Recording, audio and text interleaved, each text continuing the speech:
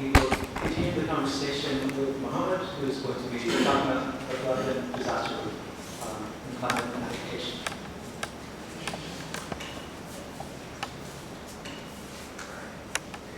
So the paper I'm presenting is the effect of disaster related to climate adaptation, evidence from floods in Pakistan. And Martin Maxson is the co-author of this, Professor National Research Center. Okay. So the motivation for the paper is that almost 1.8 billion people in the world, 23% of the world's population, lives under significant flood risk. In Pakistan, 31% of the population is at risk, and this risk is increasing with climate change. Right? And now one of the most promising ways for developers to deal with floods is to provide cash relief services. One very profound policy option that we just implement after every disaster. And it's justified, right? It's cash relief very quickly with no administrative costs, and it gives autonomy to the states. They can choose what to spend money on. So we really make cash flows. And we have a lot of examples for programs where cash relief is provided. Just from Pakistan, the last week has been provided cash relief. One of the concerns with providing cash relief is that it can have unintended consequences. The last time I came here, I was talking about the cash relief causing a negative effect on community-level adaptation. So this is kind of an extension of that. We're looking at something else, like how does cash relief affect migration? So the idea here really is that if you're providing, so floods happen in certain high-flood risk areas. If you're providing relief in these high-flood risk areas, what you might suspect is that people might form expectations of future relief in case of floods. And then the national response would be that they will just migrate out of these high-flood risk areas. But since we were behaving in a relief after a flood, they no longer have that incentive to migrate. So we want to try to see if that concern really exists. And this concern is actually warranted because we found in existing literature, like for instance, after the US Hurricane Harvey relief, like you saw that sort of economic activity and then people moved to these high-flood areas of Texas. And also in case of Indonesia, when the government proposed to construct a seawall, a safe infrastructure that would prevent several areas from being flooded, you kind of see increase in settlements in those high-flood areas. So this concern is not entirely unwarranted. There is evidence for that in existing literature. But this relationship between cash relief and migration is theoretically ambiguous, right? Because if you go both ways, one is the story I'm telling you that it can actually encourage migration into these higher level areas by creating these expectations of future transfers. But also, we know that even if these people want to migrate out of these higher level areas, migration is quite expensive, right? And people are liquidity constrained. So what you might actually see is that giving these people cash relief, you ease that liquidity constraint, and then we actually encourage migration out of these higher values. So theoretically, this effect can go in either of the ways here. And that's why this really is a empirical question to determine how does cash relief really affect migration.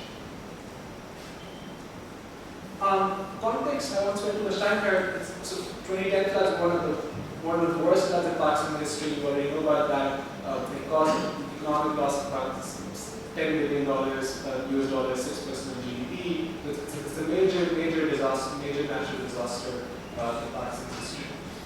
The cash relief program that we're starting is this Watan Card program. So after the floods, the government stepped in and it provided relief in these flood affected areas.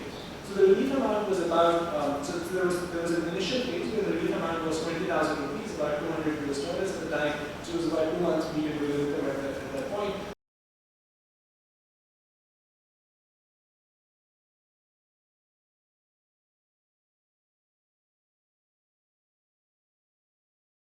That was only about, I think, $80. So this is like really big cash relief that's being provided in these higher level states, which is good for us because if you really want to see this effect of flood relief on migration, this is exactly the setting where you will be able to look at some of these effects because this is such a big cash relief. In terms of eligibility, so in the first phase of the program, the government did is they identified entire villages as calamity affected. So the village is more than 50% of the village got identified as calamity affected, and then all of the households, regardless of whether they were flooded they were affected by the floods or not, they got the cash relief. But in the second round, the household survey determined who exactly the damaged household, and then for them, they topped up the amount in up to $1,000. Okay, so this is, I think, really an exciting part of the paper because I think a lot of the work that we've done so far is just putting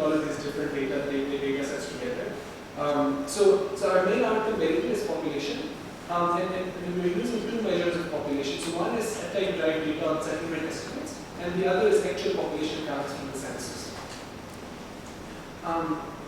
So satellite-derived data, so what we use is by European Human Rights Commission, they provide using satellite imagery, they determine for each 100 meter pixel what's the area of that pixel that's stored in the residential settlements, and they provide this data from it goes back to up 1985 or before. And this data is provided 5 year intervals from 1985 to 2020. So we use that data and we basically aggregate that settlement areas up to a village or mouse. So I think it's also it's important to explain the distinction between village and what we call village and a mouse. So village is basically what we call a village is basically informal. It's basically what's otherwise known as settlements. It's just an informal collection of houses which does not have a. It's not an administrative unit. And it's not officially recognized by the government. The official administrative unit is the MOSA, which is also called revenue village, and it has clear boundaries. Now, a major challenge for us was that is to be able to locate where the relief was given. We need spatial data on the village boundaries or the MOSA boundaries, so we can see how much of the village is better, and then we can aggregate up our settlement estimates. So we get access to some village ES coordinates data that we use to, so that's the first thing that we use. For that, what we do is we basically use the village ES coordinates, and then we use this border diagram technique to just come up with some kind of informal boundary of that village. It's just a way of dividing up space between different GPS coordinates. But our treatment is really at the MOSA level. So I think that's the village ES coordinates. It's like you're just basically getting like one of the villages inside the MOSA. You just get that as the history. So we wanted to get access to like a MOSA shapefile so we can exactly see which of the entire areas were provided to me. And over here, we're not so many doors, but we would really get access to this kind of data. So what we ended up doing is basically we had raw maps of these MOSAs, and we basically hand digitized all of those maps to construct the MOSA shapefile for SIM. So I'll show that to you now. So I think on the left side is basically, so this is work in progress. So we're basically done for like 50% of the areas. We use the raw maps to construct the MOSA shapefile to SIM. So we can, and what you see there is the red and red are the villages which got cache relief, the other ones are the ones that didn't get a cache relief, and superimpose the flood. So this is basically identifying in which exact areas was the relief provided. And on the right side, what you see are these village border diagrams between villages. So this is like for all the GPS coordinates, we just divide up space between those GPS coordinates using this technique of border diagrams. Yeah. So and over here, I think I also like to shout out to our editor, the Salim, who worked with us a lot and know about this data processing work, which is like super useful for us. Okay. So using both of these datasets, we basically construct like a parallel dataset of settlement estimate for about 40,000 villages in 6,000 villages. So over here, you only get a sense of in one motor there are about 8 to 10 villages in a single motor. But one of the weaknesses of using the settlement data is that settlement data is only a proxy for population. So you would expect that settlements might just increase because of economic growth, and that they do not really have anything to do with population. And then one of the features of the settlement data that we're using is also the fact that if the data is constructed under this assumption that settlements only grow over time, so you can't really expect if floods destroys some settlements, you can't really observe that in the data. And then also there are like sometimes satellite imagery is not available, there's not so much gas, and the interplay, extrapolate, so there are all of these kinds of approximations. So that's why what we do is then we use census data. So this is another huge data work that we do. Is basically we use the last 4 censuses, and we did the earlier 2 censuses we were not able to digitize. So we basically digitize the 1972 and 81 census base, and then we basically connect these censuses at a MOSA level using like fuzzy name matching. So the names in all of these censuses are different. So this is a name that you do a lot of manual work to connect these different census bases. And then we basically connect all of these different census bases to construct a parallel dataset of MOSA populations from the last 4 census bases. And then we look at correlation between the settlement and the census data, and then you can also already see the correlation goes from 0 to 1. So in earlier settlement and census data, the correlation is super weak. It's kind of the settlement imaging wasn't so great for some other reasons. And then later on, the latest rate goes up to 0.1, 0.5. It's not like super high, but still, I think it's better. Then we use for the floods, we use the flood estimate maximum flight extent clear where you understand. And then for cache leak, you download this notification of alias into one of our website. So our empirical strategy is very simple. We use a simple difference in difference framework. And with this parameters, and using this difference in difference framework, we can separately estimate the effect of both the cache and flood on population. The identifying assumption, and as in like other DID setups, is that initial flooding villages that got the cache, villages that didn't get the cache, they would experience similar population growth in the absence of the cache. This is the parallel trend assumption. Basically using some training plots. So I think for settlements, the population counts in the census data. In the settlement one looks like you sort of see that the parallels hold their census data not so much, but I'll show some more. Like this is one of the problems with this. Okay, so this is our result. Very preliminary results because we have to do a lot much more data processing. So the third problem we see is that basically we find this negative effect of about 6.9% on settlements of caching, and we observe a close to zero null effect of flooding on settlements. And we can also see a similar negative effect of about 9.3% of the population using the census data. But for census data, we're not controlled of flooding. We have to do some more work matching this with the Moser shape files so we can control the flooding. So we just super relatively important. Then we do similar estimation using the Moser settlement data, and over there we also see a similar like negative effect of 3.2% on caching and settlements. So this is, I think, one of the sort of facing this identification challenge. I think it would be good to get your feedback on this as well. So we don't really observe the three trends that we would like to for this identification to be super clean. So you see that the coefficient times before the 2005, which should be null ideally, but those are not really null. We observe this differential three trends in areas that are provided in using areas that are not provided, both using the central data and the census data. So one of the ways that we try to deal with this differential three trends is using synthetic DID. So this is basically what we're trying to do is we're saying to the algorithm like basically from the control group, from the villages or the Moses that are not provided, we find the best combination of villages or Moses that have similar population growth in time periods before the floods as the villages that were provided. And it's almost similar to the synthetic control, but a little bit different in the sense that you can have many treatment units which will also allow the level from the synthetic DID. And when we look at results of the synthetic DID, we also find a negative effect of cache leak on settlements in both the flood and non-flooded areas, and similar negative effect is strongly visible for census. Another strategy that we use is so synthetic DID is basically telling the algorithm that you find whatever factor you think is most suitable, find the best kinds of villages, right, that have similar population growth. Another strategy is that we say we suspect this the reason why cache villages are on a differential trend is basically cache villages might be more flood prone, and these are also more greener areas, right? And you kind of expect population growth to be faster in such areas. So we're saying that we probably know the factor because of which you see this differential growth. So we find this matched control group. So you basically for each cache village, you find up to 3 non-renewed villages which have a similar extended risk, and you try to see if that solves the retransition. And we do results using that. We do the same estimation using that, and we also find a negative effect with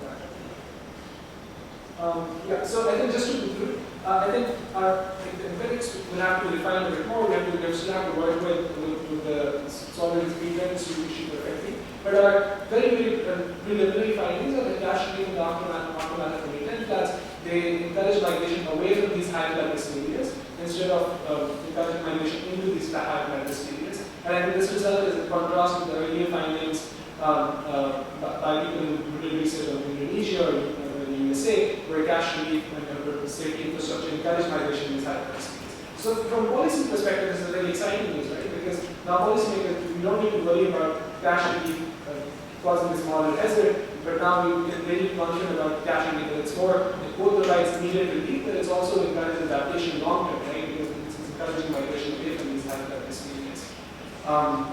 So I think from a policy perspective, I think this really results is very exciting. Yeah, I think that's pretty much it. I look forward to your comments and feedback.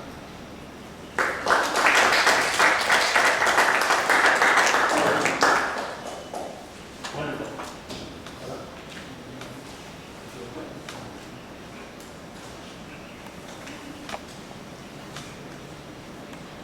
Thank you. This was really nice to read.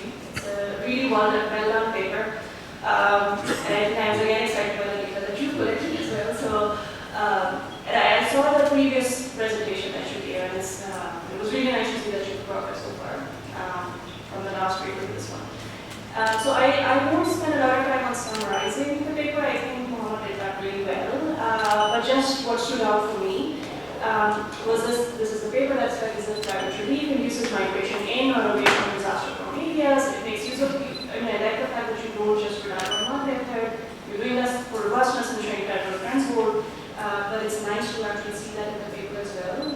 And so you have 3 different methods of constructing the counterfactual. You find that cash transfers and payment infrastructure has a negative effect on population. And as I said, what I really like about this paper is there's a rich long-term data. You're very transparent about your limitations, and that also you can isolate the impact of cash from the impact of flooding plus management. So that was nice to see.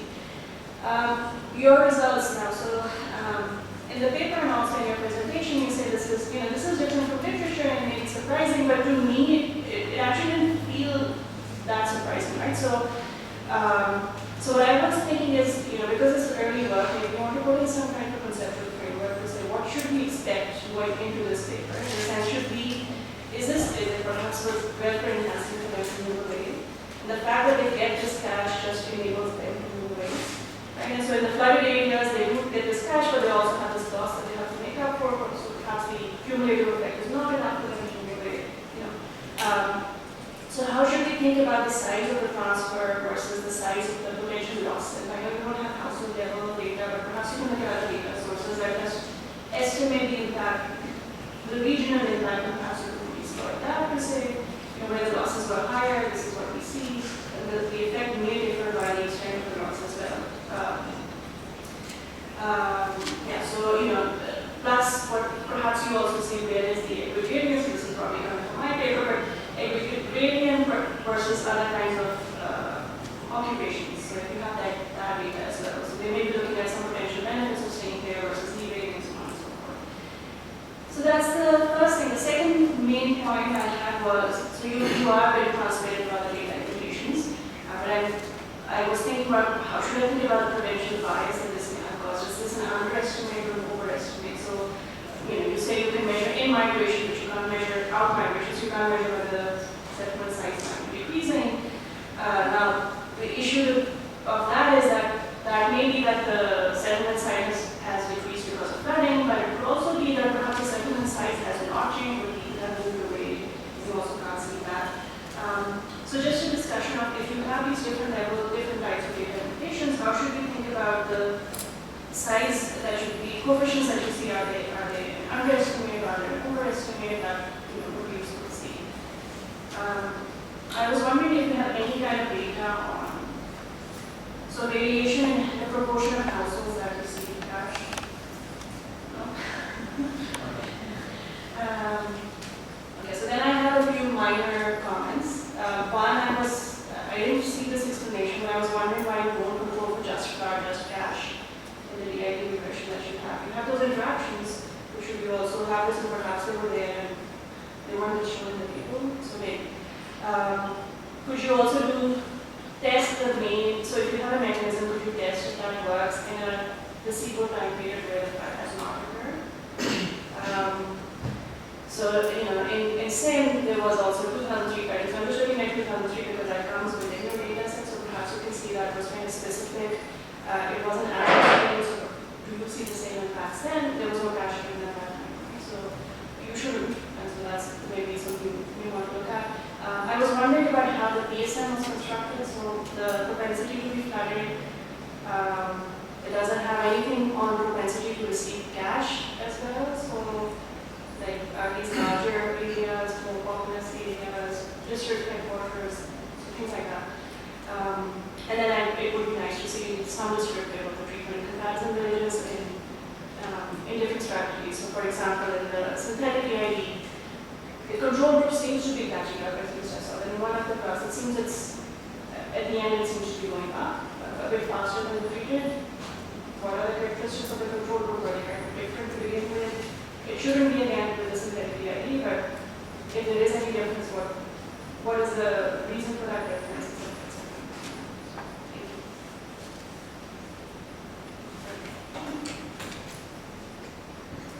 Thank you for questions.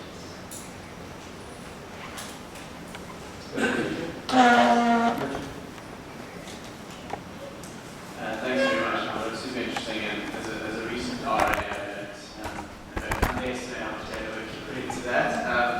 Just on your parallel trains violation, I mean, it's great to be transparent about it. I was wondering if you could just try the honest DID methodology of Grant's recent restart paper. We just look at how sensitive, your kind of different post-treatment violations can be of parallel trains are from the pre-trains. So just do a sensitivity analysis and say, up to 1.5 times the pre-trains, our results will hold, so it's unlikely to use that. Rather than trying potentially these various different methods of running your primary estimation strategy and seeing the sensitivity of that using something like the honest definitive approach could be maybe a more transparent or easier way to go about it. Thank you. It was very nice and well-structured paper. But I believe the others funding mechanism like community double dip, triple dip, people are getting money from the ZCA-based donor agencies, charity philanthropists. So what do you think about these such kind of co-founders? Have you tried to collect the data? Think about these things?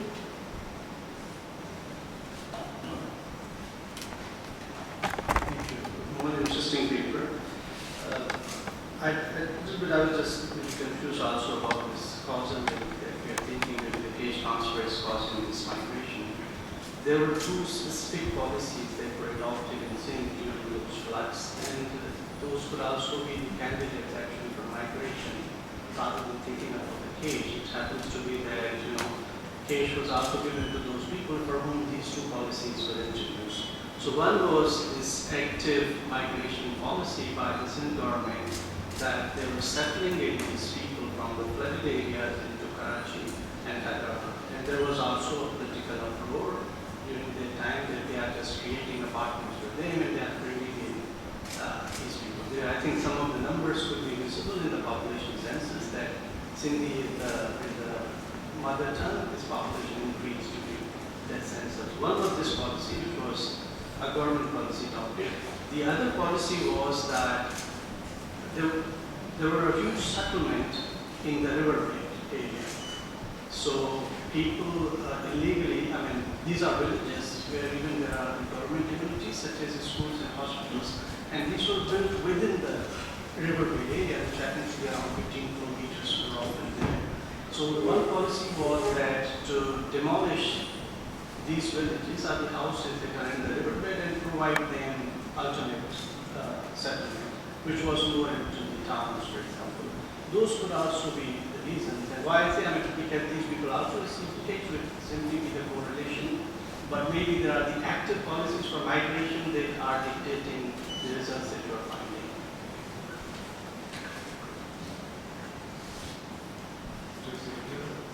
Actually, I think the card.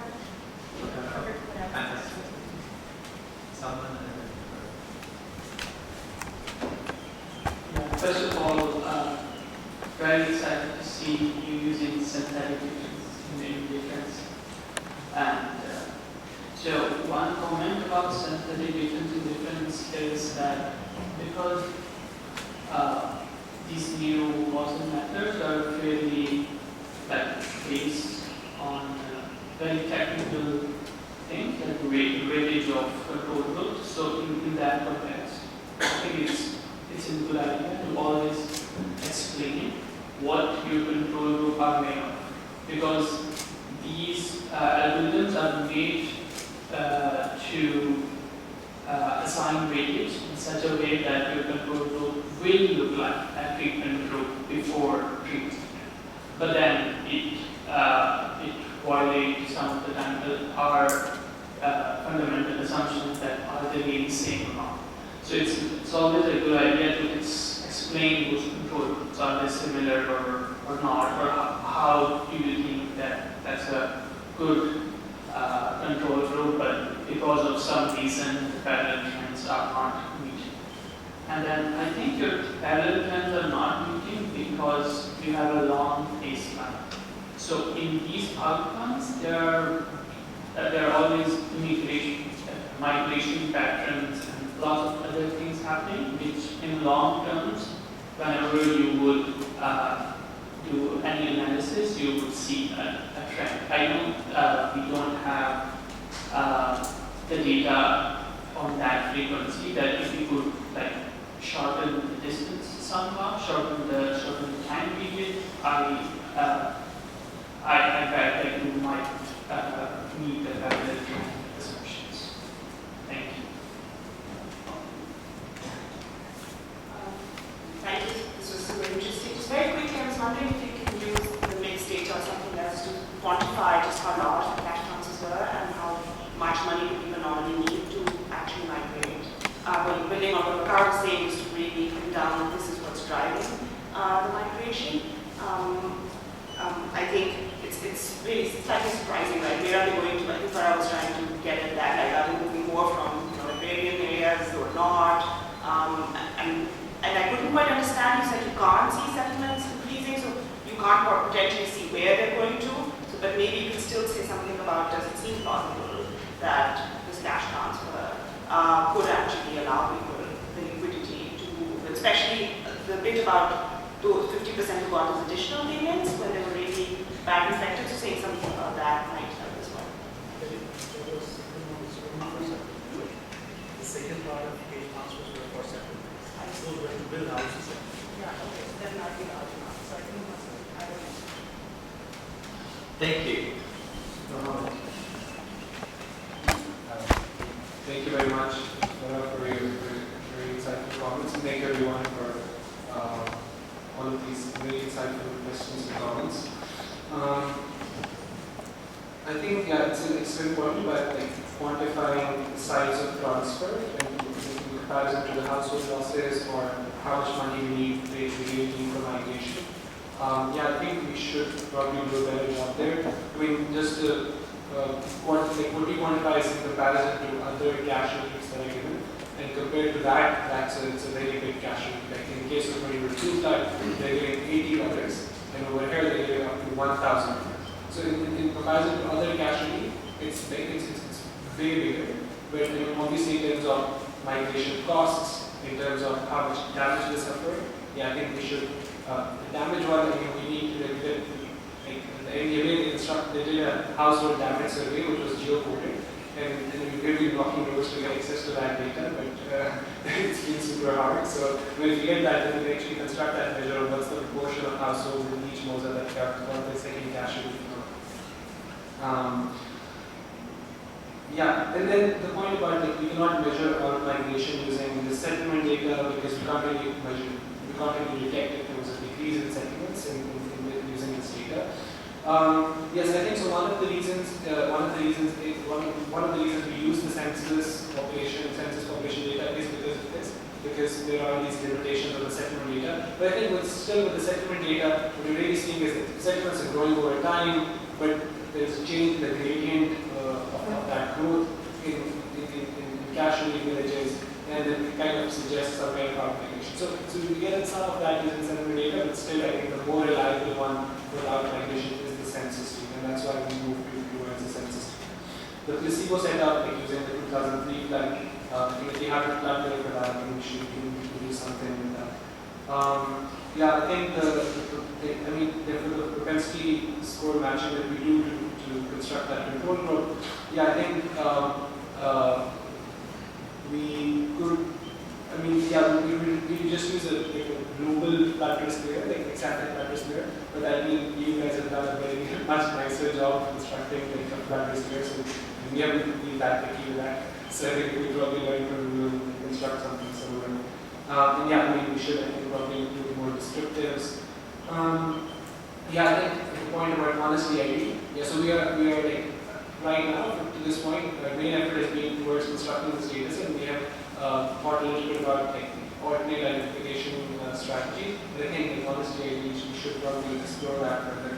And on the point of daily, if we shorten the time periods, I think because, I mean, it's more of a trade-off, right? Because if you short, because this permanent migration, you can only, you don't expect people to permanently migrate within a year. I think it's probably like a long-term phenomenon, right? So that's why I think we're uniquely positioned, because we're constructing this like, at least with a 5-year, 10-year lab, right? We're constructing this panel data sets within a tech permanent migration. But then, yeah, we do that into these problems. Also, I think, like the census data or the settlement data is not provided at a more granular level in terms of time periods. It's difficult to get data close to 2010.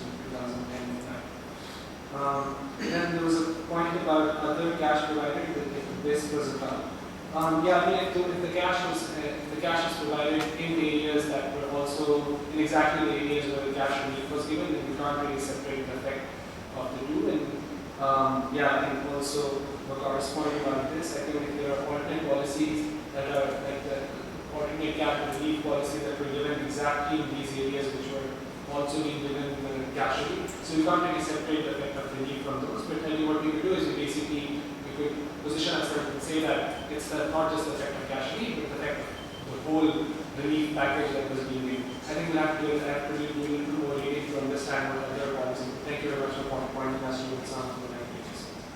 Yeah, I think, yeah, very nice comments. Thank you very much.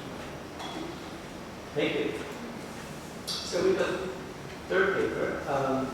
Is going to talk about timely cache transfers and the context of the flow.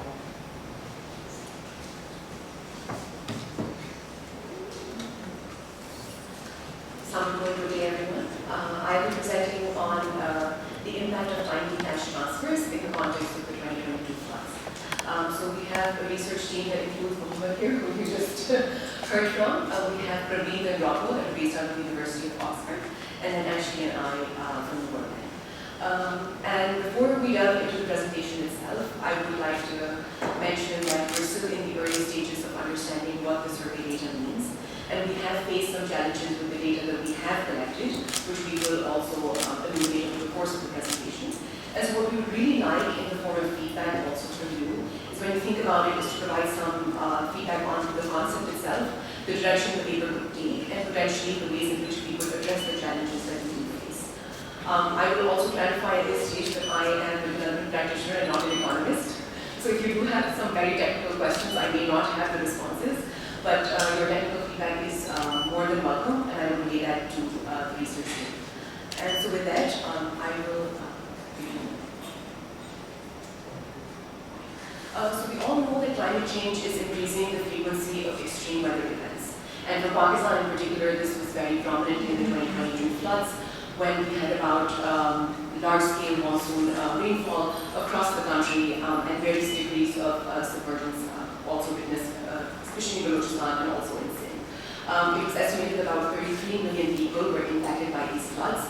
About 8 million people were estimated to have been displaced, at least temporarily. And at its peak during August and September, about 1/3 of the country was submerged in floodwater. So we know that when we talk about climate disasters, that there is that how well people bounce back really depends on how effective the relief interventions were. But it's also about how well households are able to adapt to such climate disasters.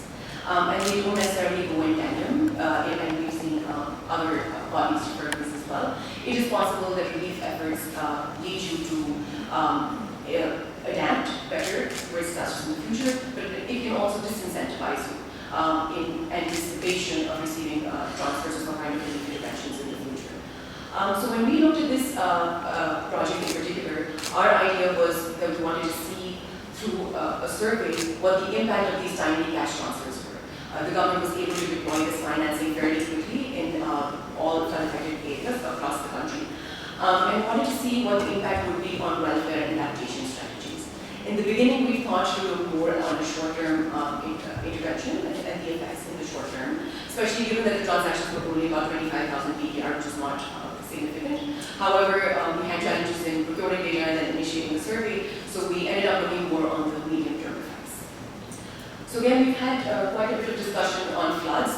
2010 was the last major national flood that happened, but we also had minor floods in 2011. There was also flooding in Punjab and Kashmir in 2014. But by all estimates, as you can see, the 2022 floods were by large the largest and had unprecedented effects in terms of the adverse impacts they caused.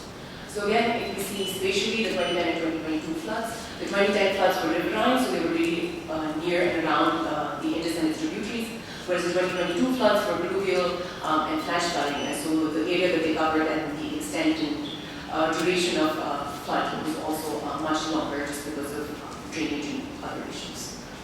And as you can see again, the blue area in 2022, for those of you who might not be familiar with the geography of Pakistan, the lower quadrant where there's the most blue color is Sindh, and that is the province that was most adversely affected and the one that we are focusing on in our study.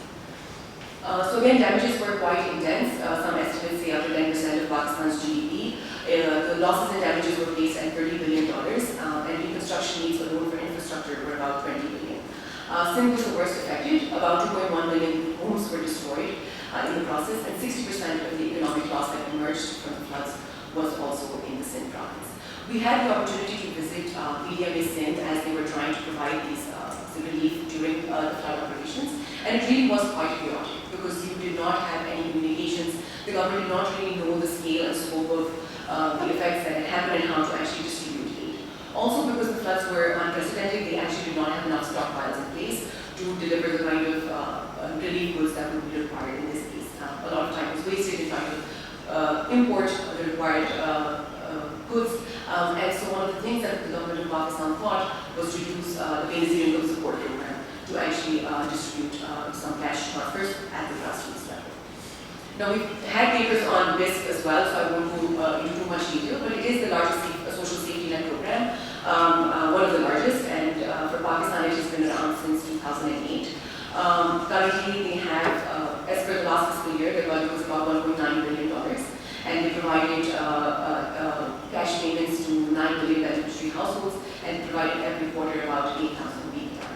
And how they determine is using proxy needs tests, which is based off of their National Social Economic Registry. So for the context of the floods itself, the decision that was made at the government level and also in coordination with the World Bank, because the World Bank was a major partner in providing these cash transfers, was that they would only target the bottom 40% of the NSCR population, which equated to about a PMT score of 32. And so essentially 32 became the cutoff by and large for providing these cash transfers. The government in total distributed about $260 to $280 million, of which 280, of which 230 was provided by the World Bank, and another 50 million was provided through government of Pakistan financing. And it was delivered quite rapidly. Most of the beneficiaries were in Sindh, again, just because of the scale of the flooding. And they were able to disperse it within 10 days for over 90% of the beneficiaries. And the way the beneficiaries were identified was that the moment there was a notification of an emergency area, whether it was at a UC level or a sub-district level, which was at SC level, or at the district level, the PDMAs and the relevant NDMAs notified, and NDMA notified this, and then this, through its financial mechanism, dispersed the amount into beneficiary accounts. The original target, at least, we say 1.3 million beneficiaries that was under our project, but overall there were about 2.6 to 2.7 million beneficiaries that received these cash transfers during the floods. So as we can see from the administrative data that we have from this, at 32, we have a very neat, which is our cutoff score. There's a very nice discontinuity between those who received the flood cash transfers versus those who did not. And so when we went around to select our sample, we really were drawing from this universe of these beneficiaries. But our focus was on Sindh. For multiple reasons, because Sindh was the worst affected, that is where most of the beneficiaries were, and also because of the administrative data, that is where the cleanest discontinuity could be seen. And so what we did do was include households within the very narrow bandwidth of 31 to 33, which were our pool that we drew from. And then we also filtered based on villages which had at least 10 households within this band. And then the third thing we did was for all the districts that were in flood-affected areas, and for Sindh that was about 23 districts, we also considered the fact that they did not receive other World Bank relief programs. And just to give you the scale of what that meant, the bank committed about $1.8 billion in flood recovery in Sindh post these floods, which is excluding the $250 that was given for this cash transfer. So there was a lot of actual investment that was going to happen in Sindh as a result of these interventions. So we also excluded districts where bank interventions were planned. And another thing that we also excluded was that government of Sindh provided wheat subsidies, wheat flour subsidies and wheat seed subsidies as part of its flood recovery to small farmers. And on our discussions with this, we discovered that there was no actual PMT associated identification strategy for that. They just used the NSCR to provide those subsidies. And so their recommendations also, and the research team's recommendations also that we removed all land-owning beneficiaries. And so we're just considering all landless beneficiaries as part of our sample. So what we ended up with was about 4,200 households in 4 districts across Sindh. We have 2 Tata Sujabal, which is the belt, the sea belt. Then we have 1 Jacobabad, which is a bordering district of Balochistan, and then we have Sakar. And so it was about 98% of the sample that we had originally considered was interviewed. We missed out on about 2%, mostly because either we were not able to locate households, or the beneficiaries had passed away, or they had migrated. And the surveys actually ended up happening from March to June of 2024, and this is that area where it goes from the short-term impact to a more medium-term element, because it had been over 18 months since the floods actually happened. So we wanted to really understand the effect of providing these cash transfers for 2 years out of the floods. Again, we used a fuzzy regression discontinuity, exploiting that discontinuity that we showed.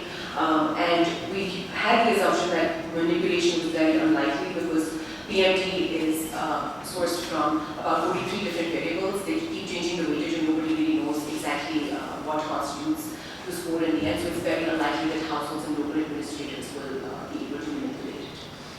So here's the challenge that we had. We don't actually see the discontinuity in our sample.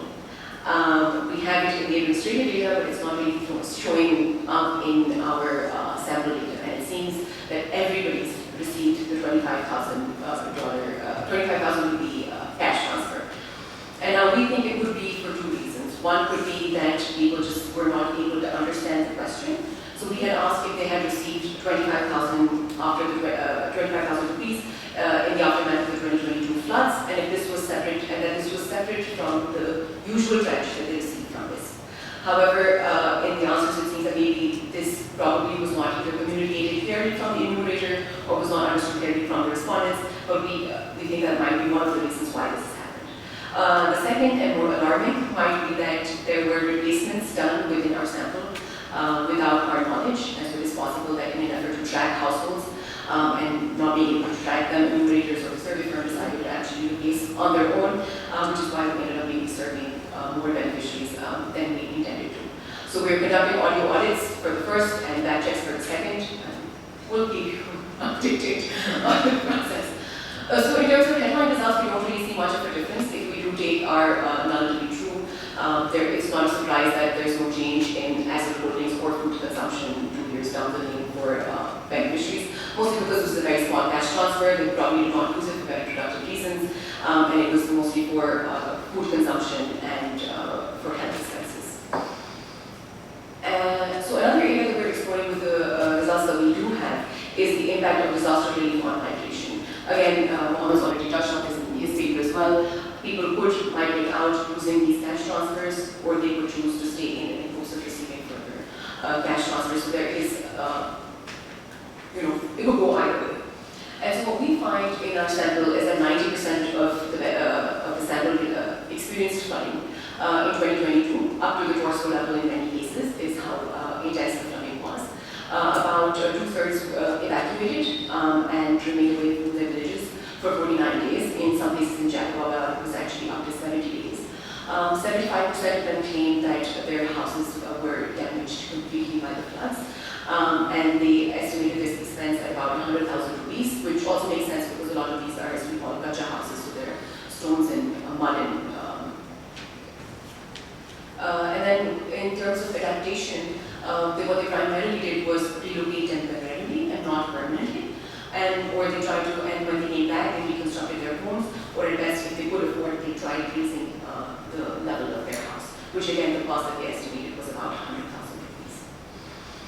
So when we talk about their expectations with future flooding, we know that there was research in Bangladesh that indicated that people are likely to be over-pessimistic about future floods, but they can be optimistic about their ability to cope with floods and their likelihood of getting government relief. However, what we find from our results is that 60% of the respondents, while we find them actually over-pessimistic across all three areas. So the respondents believe that a flood of a similar magnitude would actually occur within the next 10 years. They did believe that they would again suffer significant damage to their homes, to their lands, livestock, or any kind of assets that they would have. Their food security would be affected. And then they also did not believe that the government would provide cash relief in the next major flood, which is all, and this was the same for those who did receive the cash transfers and also for those who did not. And then in terms of demand for migration, when we asked beneficiaries, the recipients, the sample respondents, if they had the opportunity to move somewhere else, would they? 80% of them said no. And again, this did not change by their BMD score or based on their previous experience from floods. And one of the reasons they said was because they have ties to land, they have family, and they have difficulty getting jobs elsewhere. And those who said yes, they cited, again, the risk for future flooding and the possibility of getting better jobs elsewhere. So what we end up at is that we think that, okay, yes, cash transfers, especially the size that were provided during the 2022 floods, will smooth consumption in the short term, which is expected, and that is what they were designed to do. But they're unlikely to have lasting benefits. Demand for migration is also quite low, despite the fact that people believe that floods will reoccur and they will have extensive damages as a result. However, our biggest problem right now is the identification issue that we're facing and trying to understand what our sample actually means. So thank you.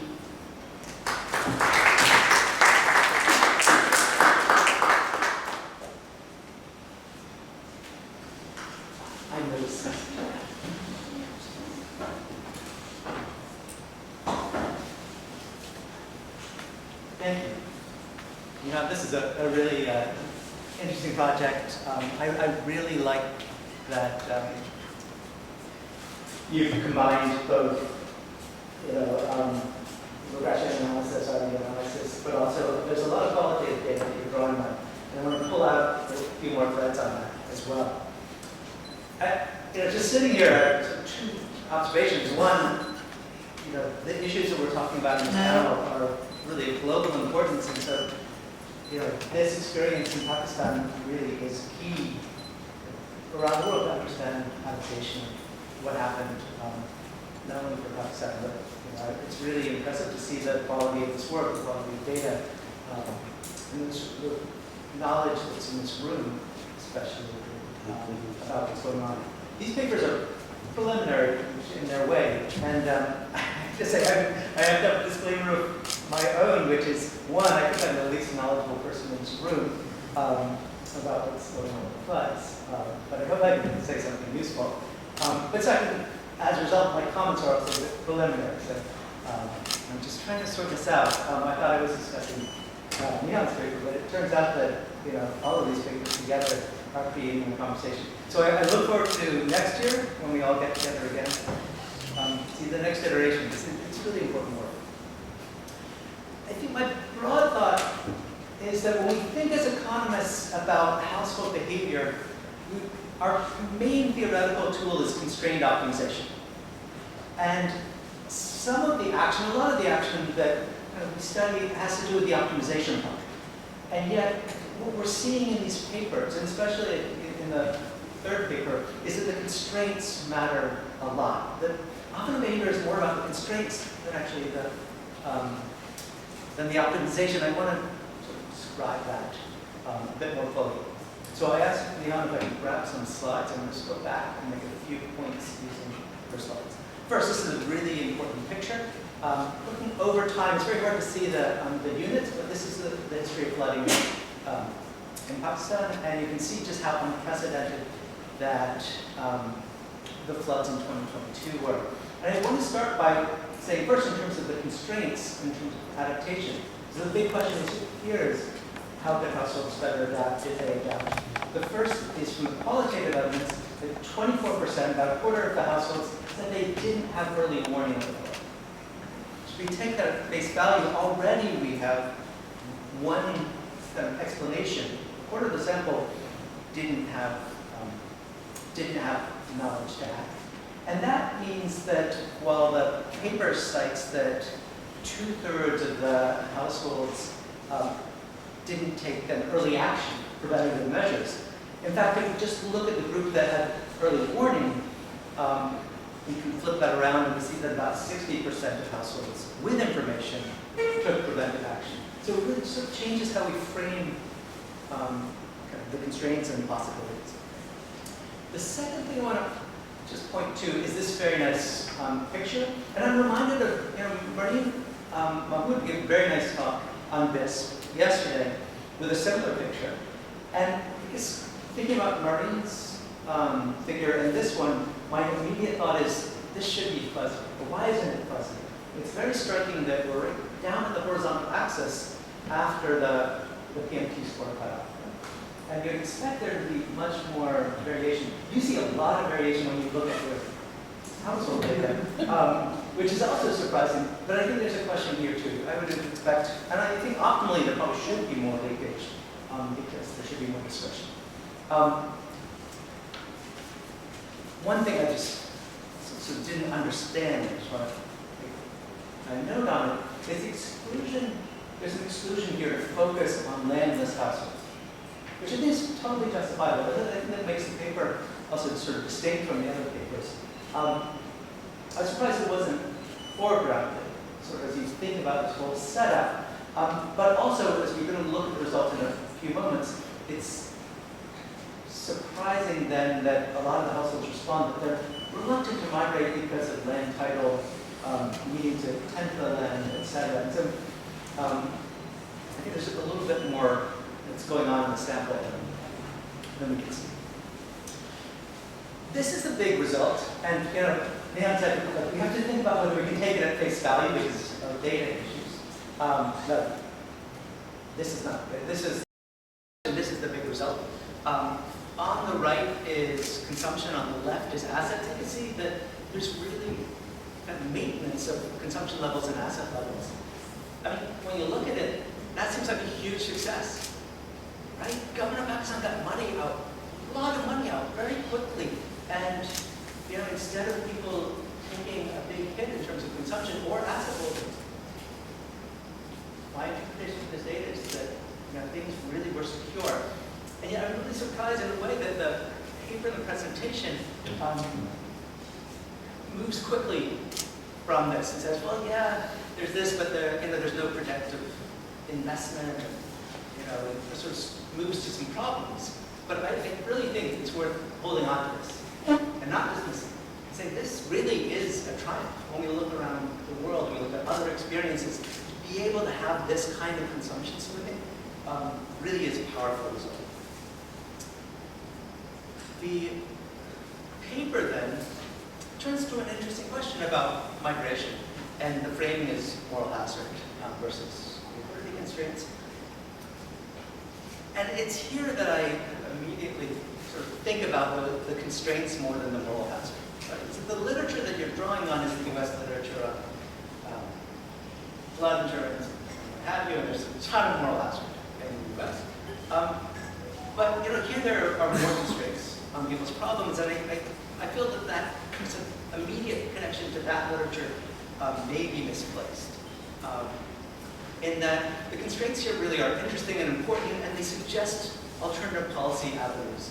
It's like just the last slide, I guess I was going to go to, which is right at the end, was this point that Nihan made, that if you ask people, 80% of the households that they're not interested in migrating.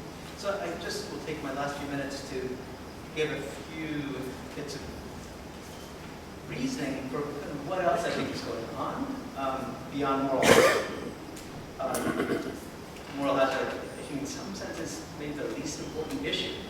Land title, right? So these are landless households, and yet in your appendix table A4, see I've been doing my work here, 80% lacked title.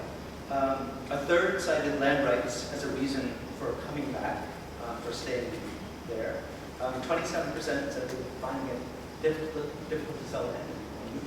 And so this is where the landless sample is sort of at issue, but it also suggests that a potentially powerful intervention here is to focus on the portability, transferability of land rights as a way to encourage climate adaptation. It's a connection we don't usually think of. The other issue that comes up is borrowing.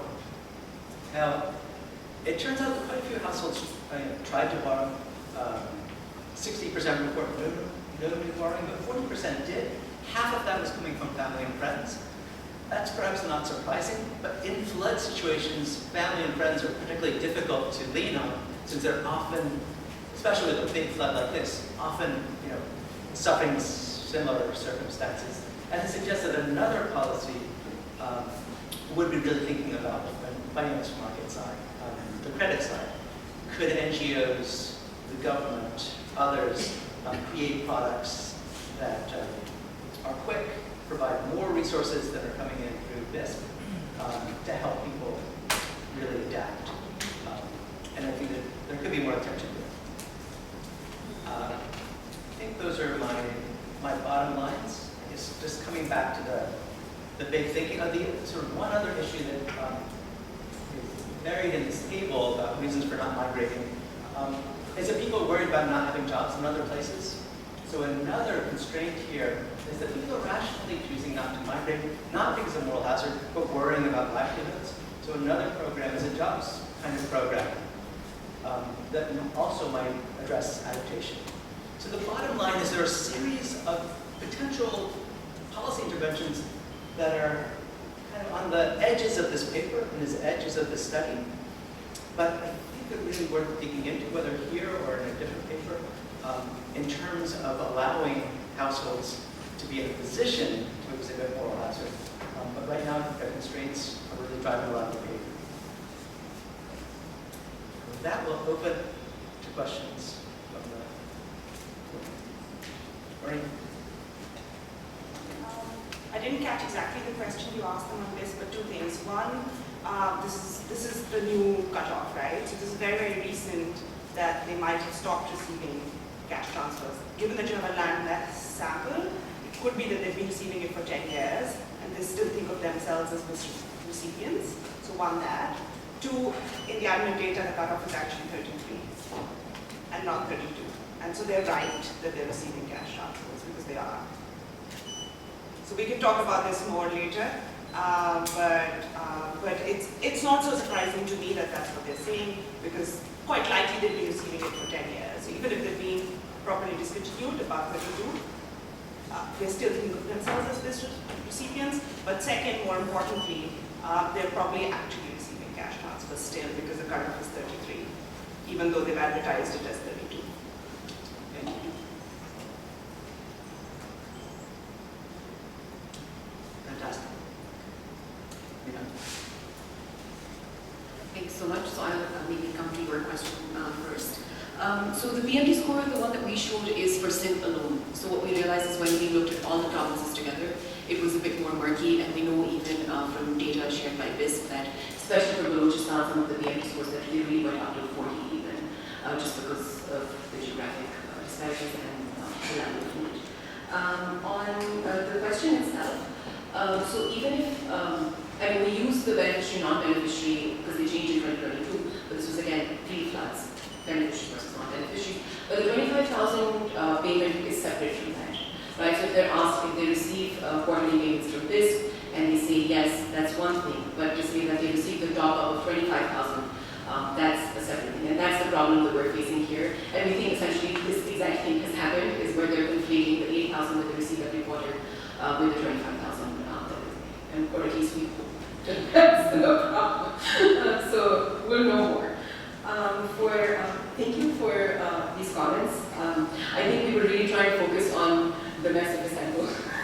that we had, and what we could do about it. For the landless element, you're right, it seems, when you first read it, you say that you could constrain for, land item, and then suddenly there are these people that are saying we can't leave because we have land. So it's on agricultural land, so it's not the communities in which they live. It's really the agricultural land that they have outside their settlements or nearby their settlements. And what we find in Sindh essentially is that land titling really does not exist that much. So there are a lot of these communities that either live on government land or they live on land given by landlords and stuff. But to your question on land rights being a way to adapt, actually in terms of policy decisions, that's something that the government of Sindh is doing. So they have, they started a reconstruction program which is providing housing to about 2.1 million people in Sindh. And land titling is a part of that process. So there is some adaptation that the government is considering roughly from those behaviors. The results of consumption, yes, I do not think but we're like, oh well, actually they're similar, so it's just, but you're right, that it is something that, it's a positive takeaway. So let's focus on that and maybe more even on the results that it represents. On your other comments, I have noted them down, and I will also mention that my colleagues is doing work through some of the more technical elements. Thank you. Thank you, everybody. This is a really exciting session.